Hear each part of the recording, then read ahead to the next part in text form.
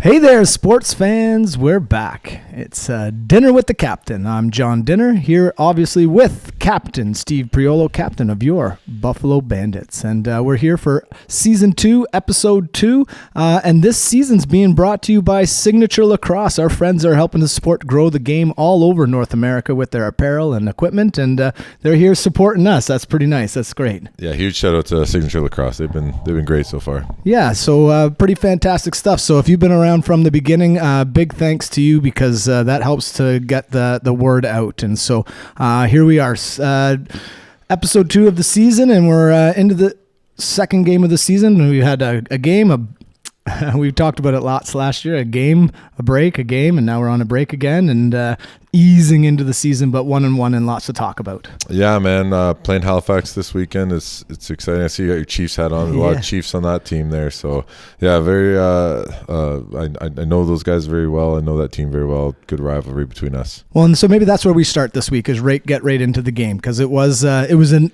interesting game, and certainly it was certainly very entertaining, especially at the start for I think both sides. But then there was a bit of a lull, and then I think as most of us know, Halifax came out on top, 8-7 with an overtime win. But was it 8-7 or 9-8? 9-8. You're right. 9-8. 9-8 win.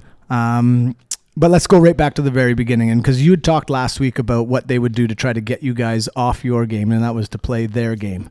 Would you say they were successful at that? I think so. It's hard to really tell. I actually haven't watched the game tape yet, which is unordinary, but I think they did. Like I could just feel we're an energy team. We're a fast team. We feed off the crowd and things. So I think we kind of played their game. You know, they dressed Amesbury. They dressed a couple guys. They wanted to really muck it up, and they called penalties early. That was just, I think those were penalties they called early to sort of keep everybody in check, saying like, hey, we don't want this to get out of hand because, both sides are ready to just go to war right now. And I think it really turned into a slugfest sort of thing early. And you would say, like, as you talked about, like Halifax wants to play a little bit more of a deliberate game, and so they almost, like, they're ready to go toe-to-toe with you guys, but you've got 18,000 fans behind you and that kind of energy, and so, hey, we'll play that game with you guys, and then the refs sort of calm those things down, and that's like, you could almost see Halifax kind of grinning about that, eh? Just kind of took you out of your game, and now it's hard to get back into that at that point, right? Once the game started. Yeah, but we did score some big goals. Like honestly, I think we went up like 6-2 or something at one point. I'm like, oh man, this might get out of hand anyways. Like, but Halifax is a good team. They're very smart. They're very big. They're very strong. The shots, from a defensive point of view, the shots we did not want to allow them to get, they still found ways to get, right. And but I don't think they scored a 5-on-5 goal until like the second half or whatever, but it was still and then their overtime game. And then the overtime 5-on-5, yeah. But yeah, like we pushed the ball in transition. We knew we could get transition on, but they do a weird thing, man. They do a weird thing where they'll hang an offensive guy in the defensive end. So as we break the ball out, somebody like Clark Pedersen or whatever his name is will stay back in the offensive end. And then so now you break it out and you go, uh-oh, do I slow it down? Do I not? Like now we have to keep a guy back to stop the reverse transition. So then it turns into like a 4-on-4 down the other end. I think even at some points this might have even been 3-on-3. Yeah, and we dressed 8 O guys, so you're sitting there going like, okay, so if we play 3-on-3, they have 2 guys staying in the offensive end.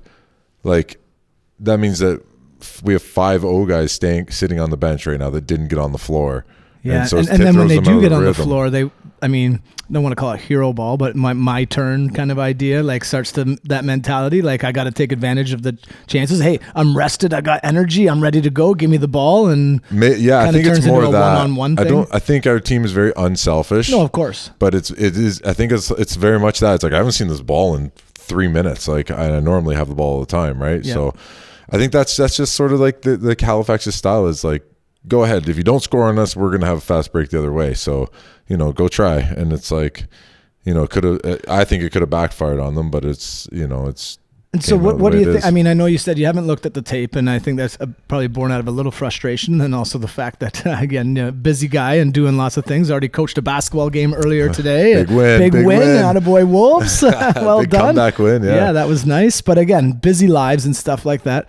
Like, have you reflected, and I know you're on the D end, and I would say, like, letting in 9 goals, like, that's part of the goal, right, is keep them under 10? Yeah, I think the thing with their 9 goals where the timing of their goals and how they scored, and you're sitting there going like, how did Randy get to the spot he wants to get to? Like, that's like the one spot we don't want him to go to. Like, how does Jammer come up? And it's just, they just cause confusion with those big bodies. And I think we got away from our game a little bit. We are a pressure down defense. We are a dictating defense. And I think we were accepting things a little bit more on them. Does that come from the beginning of the game when you guys maybe weren't accepting things, but then we're getting called for like almost pushing back? And I mean, doing more than pushing back, but like, no, it's like, so basically we were they carry the ball high and they want to get over top from their wings, right? So like we were trying to defensively stay on those guys coming out of the corner a little more. That puts you in a vulnerable spot though. It puts you in a spot where now you're chasing a guy up where there can be a down pick that hits you and he brushes to the net, or he gets a big piece of you, or he slips, or there's a lot that can happen and that guy can get over top. You know, our team actually does it really well. If you watch like Bucky and Dahoka and these guys, when Dane carries the ball high, they'll just hit the gaps and slip, or sometimes they'll get a big piece of somebody and roll to the net. And they were doing a good job of that. So we were trying to stay on them a little bit more coming out of the corners, which more or less was a good game plan. But when things broke down, it was kind of like we didn't know where to go or what to do. And there was like a little more confusion, whereas our other system where we keep that bottom guy tighter, bring force down from the top, when things go, like when there's skip passes and things go out of array, then we know where to recover to. We know where to go to. We know how to like get through that a little bit more, I think. I don't know. I'll have to watch the tape. But like that was one thing where you find, you know, either 2 guys go to the man or 2 guys go to the ball, and then all of a sudden somebody's just by themselves in the shooting spot they want to be in. You go, holy, come on, Vino, like that's all you got. Take a guess. Take a guess, because we really screwed you on this one. But like, I mean, you said last weekend off the top, lots of familiarity with this team, and I mean, credit where credit is due, that they're great players, and that's why they've been in the league for as long as they have. Halifax is good, man. And they're a good team. And so, do you play them again? I don't know. Yeah. No idea. Yeah, okay. I got to look at my magnet on my fridge. A schedule magnet. Well, it's definitely not next week because you got the bye, and the week after that, certainly not. But when we talked about that sort of 3-on-3, and that they were almost daring you guys to score in transition and go, because if you don't score, we're coming back at you. Like, do you almost have to like, okay, like we're going to just buy into that and play fast and not worry about playing 30 seconds? Or exactly. You hit it right on the head. Yeah. Yeah, you hit it right on the head. Like you have to still play fast and push that ball. The problem is, you know, like me as just one player, I had 3 opportunities going down. I didn't score. I hit 2 bodies and then the crease dive that Warren saved. And they're sitting there going like, man, I took 3 chances, and you know somebody else takes another couple chances, and you're sitting there going like, we have fast breaks the whole game, and if we're not scoring on that, like it really is demoralizing to our offense. Right. And you're sitting there going like, the offense is sitting there going, well, we have 8 guys on offense. None of us can get on the floor right now because our defense keep pushing the ball. But on the other hand of that is like, you know, what if we score 2 or 3 of those? Then Halifax has to now adjust to us. So It was like us having to adjust to Halifax the whole time, being like, okay, well, we're not scoring in transition. So as we cross centers, we look like, unless it's a clear-cut breakaway, we need to sort of pull it out. I don't know. It was just sort of weird. Like I made a suggestion to Dane on Sunday where I was like, maybe we should have just put Dane out the back door, played a tight defense, let Vino make a save, and just Dane is gone. Now at least we have like the ball in Dane's stick crossing center. Right. And he's already got it. Now he's able to attack from there. At least do that a couple times to show them like, hey, like we're gonna. What did he think about that suggestion? I mean, I know he's a baller and he wants to play everywhere, and like but like I can't imagine he's a guy that's like, I'm gonna maybe not block that shot. Well, no, honestly, believe it or not, Dane is really good on defense. He just gets worried that he doesn't want to, because he's focused all week on offense. So so the switches and the plays and the matchups and things, he's like, I don't want to screw you guys up. Yep.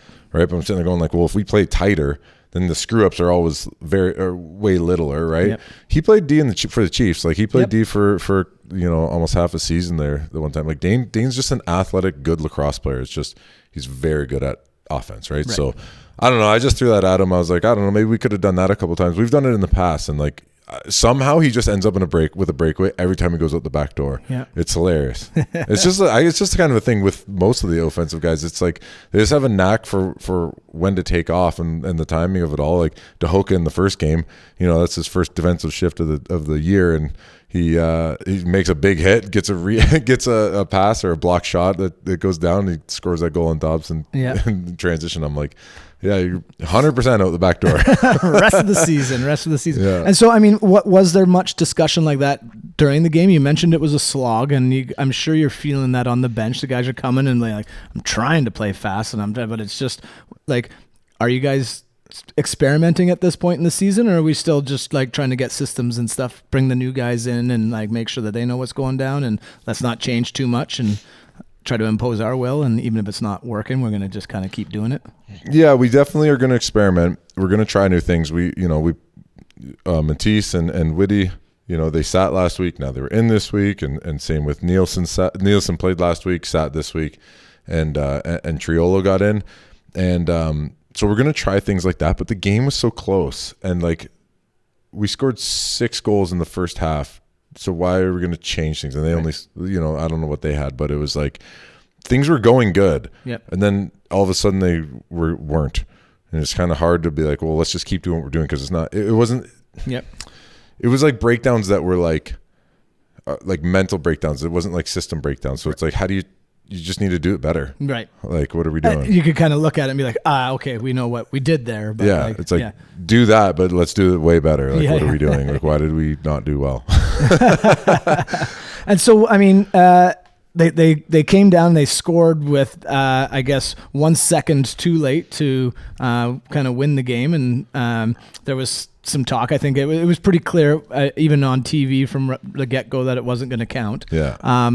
But then the start of OT, what's the mood, the feeling? Like, is it feeling like that? Like we're kind of running uphill against these guys because they just scored and they've kind of had that momentum, right? Game of momentum. They've scored the last 3 goals, and honestly, the fact that they scored at the end of the game like was blocked out of my mind. Like I didn't even remember that even happened until we were talking earlier. Yeah. And I was like, oh yeah, they scored and it didn't count, because I just saw the way it unfolded, and I was like, oh, there's no more time for him to shoot. Right. Like I slid across to, I think, Cody Jameson. He threw it. So Pedersen ran it up, passed it over to Jameson, and then I was like, there's like no time left on this clock. He has to shoot it. So I went to him, and then they threw it back to where the ball came from, and then the time was expired. But he scored. It was a good play by them, but it was I wouldn't have left. You wouldn't have played it like that. I wouldn't have played it like that if there was more time. I would have sort of stayed home a little more.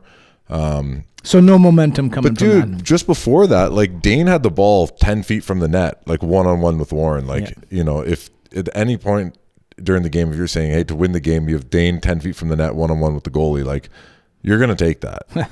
Like Dane, I don't know if it comes from shooting on him all summer, like Warren being our goalie in the summer, and Dane, there's so many shots that you take. It's like they're both cycling through they're every both single... cycling, exactly, dude. They're both going, okay, he went here the last 15 times and you go here next. It's like, so I don't know. I thought we had a chance to win it right at the end, and then they obviously had a chance to win it, and then we go to overtime, and then we all saw what happened in overtime.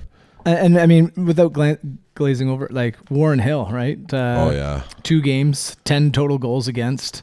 I mean, he must have been seemingly looking pretty big to your shooters. Must have been. Like they're also playing very good defense. Like they've changed their defense a little bit. You can see they're not as aggressive as they used to be, but they're so fast. Warren's must be seeing the shots that he wants to see. I don't know, man. It's funny because like the first quarter, I think we had 6 goals or whatever. But give up the fast break, give up the transition. I'll handle that. I don't know. I honestly, I don't know. What did he have? Still 50-something saves. I don't know if it's like, we outshot him by like 20 shots. Like, again, it's kudos to Warren. I'm not really familiar with what he would be doing differently. He's just playing well. He must be seeing the ball well. They must be giving him the shots he wants. Like. But at the same time, we scored a ton of goals in the first half, right? We 6 goals right away. We just didn't put it string it together in the second. Yeah, 45 saves. Good for him, man. He's a good kid too. He's a good guy, good locker room guy. And that's that whole team. It's like, it's kind of interesting. You can go out there and go to war, and you're all cut up on your forehead, and you're ready to kill each other out there. And then at the end of the day, it's like, these are also my brothers in lacrosse. Like, well, and so yeah, we talked about that because I mean, one of the great things everybody always wants to talk about it. The NHL at the end of their playoff series, they're all out there shaking hands and stuff like that. But that's at the end of every game in lacrosse. And again, like, there's no gliding in lacrosse, right? So I mean, you're going toe to toe all game and going hard, and then you go and shake hands, and now you're shaking hands with guys that you've been on both sides of the war with and stuff like that. What's that like handshake line in a tight game like that, where they know that they might have gotten away with one, but they're feeling really good, and now they look up and hey, there's Cap. Yeah, I think it's what happens on the floor has to stay on the floor, and that's just the mentality you have to go into these games with. Like, what are you going to do? Going to go home? Like, yes, you can reflect on your own game, but what are you going to go home and be so mad that Cody Jameson scored that goal on us? It's like, you know, at the end of the day, I didn't do my job, or there's like, I didn't feel like there was any dirtiness in the game. Do you know what I mean? It was a very clean, hard, battling, like big, even off the start, hits. Even off the start, dude, it felt a little chippy, but that was just me and Jake Withers going at it. We're pushing each other, and at the end of it, always in the handshake line. Great battles, brother. High five, hug, great battles, and then you move on. But you're going to acknowledge the fact that that guy just went to war for his team, sure, and I'm doing the same for mine. Dahoka's another guy, man. Like, he's got cut on his nose. He's could see it clearly on TV. He must just absolutely hate some of those guys on that team. And then the game ends, and it's like, you have to let it go, because it's just gonna. You have to focus on Calgary now. Calgary's the next team. Who you go forward with? It's like you got to acknowledge that there's battling that happens. Doga's a little different because playing the way he plays, like I don't think he gets nearly the calls that he needs. Right. Like, he gets ripped off just because he's the way he goes through the middle, the way he bangs guys, the way he's always getting popped in the chin and the head, and it's like, on some level, I guess he brings it on himself by going through the middle, but it's still illegal to hit somebody in the head. Right. You can't do that. Is it that case of like, well, we can't blow the whistle every time? It's got to be. Or else, what else is it? Yeah, it's tough because he lays it all on the line. And so now you're in the handshake line, and I mean, are you guys chirping each other at all, like a friendly chirp? Do you know what I mean? Or like, is it a level of respect? Is like, are you talking about where you're going for beers afterwards? Like, honestly, it's neither. It's neither of those. Like, yeah. I don't need to be like friends with you in the line, right. But it is nice to, again, you acknowledge the effort. I play with these guys in the summer, like Bomberry's going there. It's nice to see him, you know, being successful with his team, right? But it's like, at the same time, it's at the expense of our team being successful, right? So it's like, you know, how much can you do it? It's a lot of just respect. It's just like eye contact, big hugs. Yep. Like, good job today. It was funny though, because I saw Amesbury in the line, right? And it's like he grew up with Cortland, who works here with us, right? So it was like, hey, I got an odd question for you. You know Cortland Kerr? And he's like, yeah. I'm like, I work with that guy. And it's amazing. Like, it breaks down those barriers, because the whole game he's standing there at the line being like, let's fucking go, Priolo. And I'm just like, you played one shift and you got roasted, and now you're grocery sticking in the middle of your bench. Like, why would I play 28 minutes a game, buddy? Like, yeah. Right, and it's that, but it's at the same time, it's like, I don't want to fight that guy. He's enormous, and he's just there to punch me in the head. So it's like, it better be worth it. Yeah, it's like, it's different when it's someone like Gash or somebody like Hostras or whatever, right? Because it's like they're playing minutes, they're going out there and going it, right? And it's like, I don't know, Amesbury might get more play time, and then he might work his way through, and then it might end up being something that you have to handle as a team, or myself or whatever. It's like, but at the same time, it's not that league anymore, really, right? So it was kind of weird, but it was cool. It was funny to like actually talk to him for the first time, because it's all you hear about is this guy and his fight and all that. And it was cool I was like, yeah, Cortland Kerr, buddy. I remember that. That's great. RLC, we got we're into everything up here, and it's pretty great. And speaking of up here, we got a shout out, of course, Jason Knox scored a goal, Huntsville product, and actually played up was playing at Nipissing in the summertime, and put the team on his shoulders and got them right to the to the Bagaway Cup finals. Bagataway, yeah. He's a good little player, man. He had a couple nice shots. But it's the same thing, right? Where it's like I'm out there just absolutely whacking this guy and cross-checking him, and we're playing hard and we're battling the whole game. Don't say a word to each other the whole game. In the handshake line, he's like, hey, I just graduated from Teachers College and I live in Huntsville. Are you guys hiring at RLC? I'm like, yep. What is going on in this handshake line right now? Guys, I just lost. I want to be pissed off here. Yeah, and it's like you're deflated and you're pissed, but at the same time, it's like you have to let your emotions go. Like, it's the game's over. While the game's on, you have to stay dialed. But now it's like, I don't know. I guess it's a little quicker than you want to move on because you're still on the floor. But at the same time, when somebody's saying that to you in the line that didn't do anything dirty to anybody on your team, he just played a hard game. It's the same thing when you play against Lyle Thompson. Like, you can't be mad at him at the end of the game for beating you. Like, the guy doesn't say a word to you the whole time, doesn't grease you, doesn't do anything dirty, just plays hard, plays good lacrosse. And it's like, I hope that he feels the same way about me, where it's like, I don't hit him in the head, I don't hit him low, I just play hard, cross-check, like, play the game the right way, and then the score will do its own thing, right? Let the score be the score. You play the game the right way, and then be able to look the other team in the eye at the end of the day. And that's the way I feel about lacrosse. Is I want to be able to look my whole team in the face. I want to look my whole team in the eye, and I want to look the other team in the eye. And I want to be able to do that. And then I want to look myself in the mirror in the eye. And it's like, it's having that pride, right? Well, yeah, and it's gotten you far, right? And it's gotten 3 championships in a row, and it has you going. And I know that, I mean, it's always, what have you done for me lately? And so you're coming off a loss and stuff like that, and then people start whatever. But I mean, so we're still in the middle of we're 1/3 way through your 6-game segment. It's 1-1 and stuff. Dude, if we go 5-1, no one's even thinking about this game. Yep. In our 6 games, right? But I don't know exactly who we have coming up, but I know we have Calgary next, and it's like, they're a young, hungry, fast team, and it's already sort of just looking forward to Calgary, looking forward to get back on the positive end of 500. It's not that complicated. No, go out there, play, and work hard. And so you've got the break, and I mean, I guess it's sort of natural, just the way that the calendar falls. That, I mean, we got Christmas and stuff like that, and so I'm going to be dealing with lots of snow and family and all of those kinds of things. Where and when do you fit in lacrosse over the holiday season? Well, we got practice tomorrow. Yeah, or I guess on Wednesday. Yeah, yeah, we got practice on Wednesday, so there's just lacrosse happening. And do they black out any time? I mean, obviously the Christmas and whatever, maybe New Year's or something like that. But I mean, I guess. Well, we play on the 28th or 29th or something, right? So it's like we have practice, and then it's just, I think it's more or less normal scheduling as we go. Yeah. We do have the ring ceremony on the 19th, so that'll be a chance for us to like get together, get holiday sort of stuff out of the way. Like, we can just have some team time together that's not around lacrosse. I think that's super important this time of year. So whether or not we're fortunate it's a ring ceremony, but whether or not we had that going on, we should do something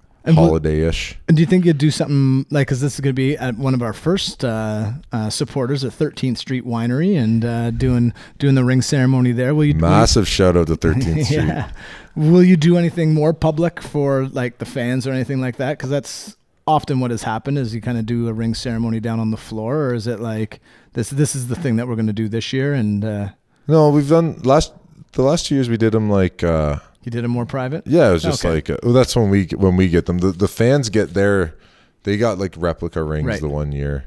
I don't know if they got them last year. I'm not sure, but it's just honestly, dude, it's also another opportunity to acknowledge the people around us that aren't just our teammates, right? So it's like, it's super important to have it sort of separate, because then, everybody's wives and girlfriends or whoever you want to bring to this thing has a chance to also be celebrated for the things that they've been doing to support us and to help us on our way. So I know that's important with myself and with a lot of the guys. And so keeping it separate, keeping it away from lacrosse just as like a team thing and a family thing is I think that's kind of what, and being around Christmas is like, we're getting all the birds stoned at once out here.